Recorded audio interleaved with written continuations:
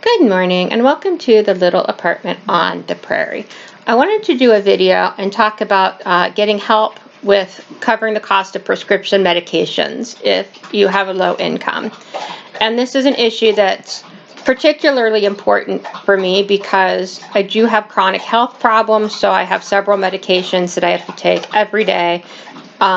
Some of them probably for the rest of my life, or some other medication, but I'll probably be on prescription medications for the rest of my life. And they're expensive. Hi, Whiskers. I have Medicare and I have a Part D, which covers prescription drugs. And my copays for drugs are usually quite reasonable, but it still adds up if you're on several of them. And I recently had to add, hi, Whiskers, a new antidepressant because with my service dog being sick, I was experiencing a lot more depression.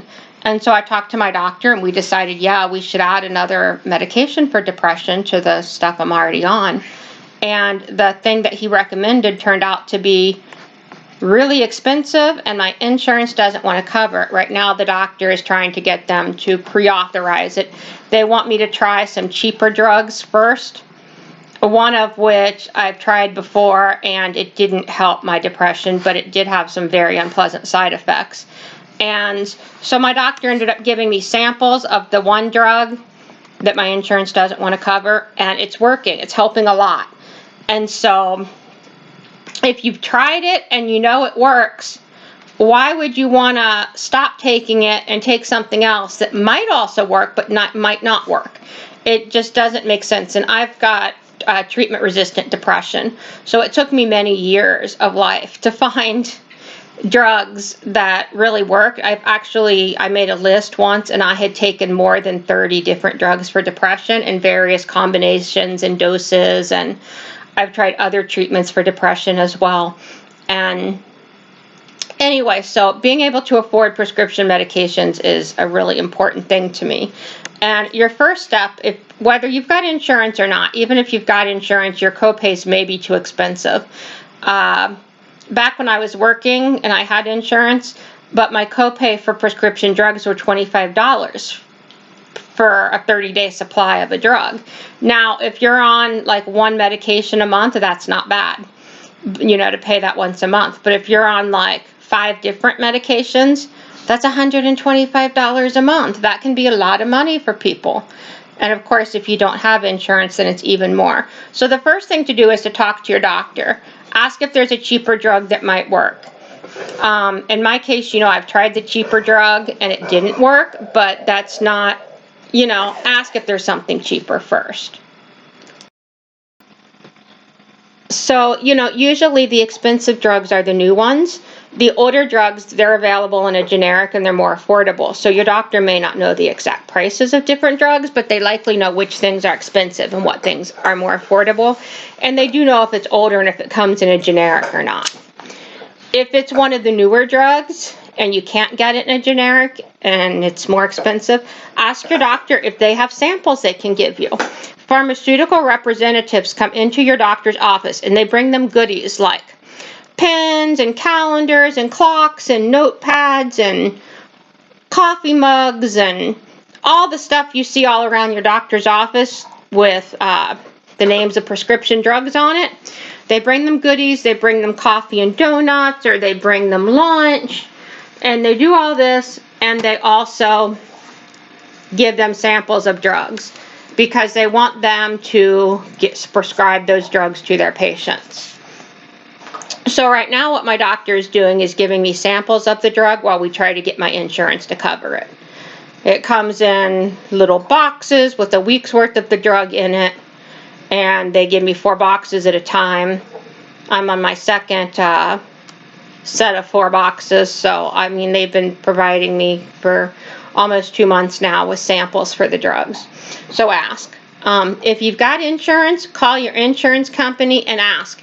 If they deny coverage for a drug that you need, is there a way to appeal? Is there a way for your doctor to appeal? Is there a way to get them to authorize the drug that they normally don't cover? You might have to call and ask about this. It can be really hard to look through your policy and find the information. And maybe there is a way to do that and maybe there's not. but call them and ask about that.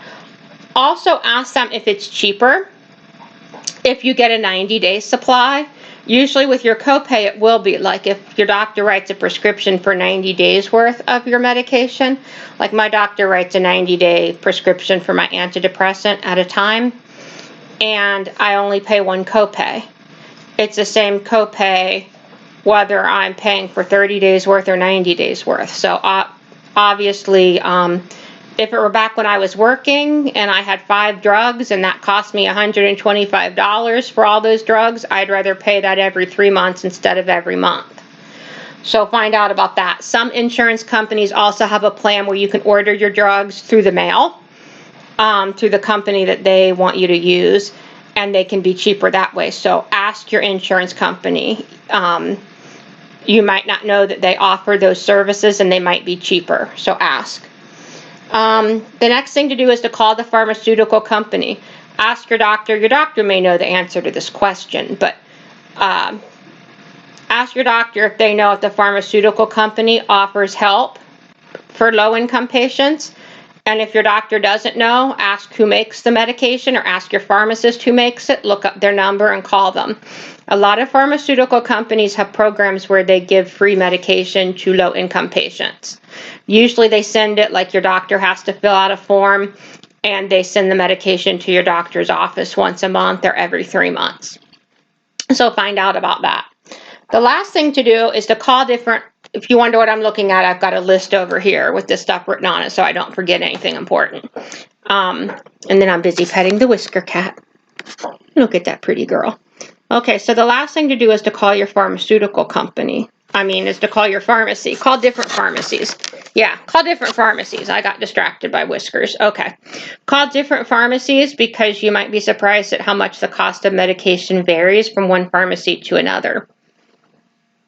I wrote this article once about the cost of medication and how it varies from pharmacy to pharmacy. And I called like 5 different pharmacies and asked what they charged for either 4 or 5 different drugs. I think one was a blood pressure drug, and one was for cholesterol, and one was an antidepressant, and I don't remember what the other ones were. One might have been for asthma. Anyway, it was 4 or 5 different drugs. And I called like a grocery store pharmacy. I called Sam's Club. I called Walmart. I called Rite Aid. And I called CVS, I think. And the difference was, in some drugs, it was only a small difference. With some drugs, it was a huge difference. Sam's Club was cheaper for all the drugs. And by the way, at Sam's Club or Costco, you do not have to have a membership to use their pharmacy. You don't need a membership to use the pharmacy. Let me say it again. You don't need a membership. You can still use the pharmacy without a membership. If you don't want to make a separate trip there to get your prescriptions, if you don't shop there regularly, Walmart's going to be the next cheapest, and it was for every drug. After that, it varied from drug to drug, which pharmacy was cheaper. And sometimes it was just a small difference. It might be a $5 difference, but it might be a $50 difference. And so, if all my meds are cheaper at Walmart, then that's where I want to go. But if some are cheaper at one place and other ones are cheaper at another place, maybe it's not worth it to go to 2 different pharmacies if the price is, if the difference is just a couple dollars. But if it's $50, that's worth it to me. So call around because you might find a big difference between different pharmacies. So those are all my tips for getting help with affording prescription medications. And if you have any tips on doing that, please share them in the comments, because I think that's an issue that a lot of people can really benefit from sharing knowledge about. That's it for today. Don't forget to give this a thumbs up, subscribe if you haven't, and everybody stay safe out there.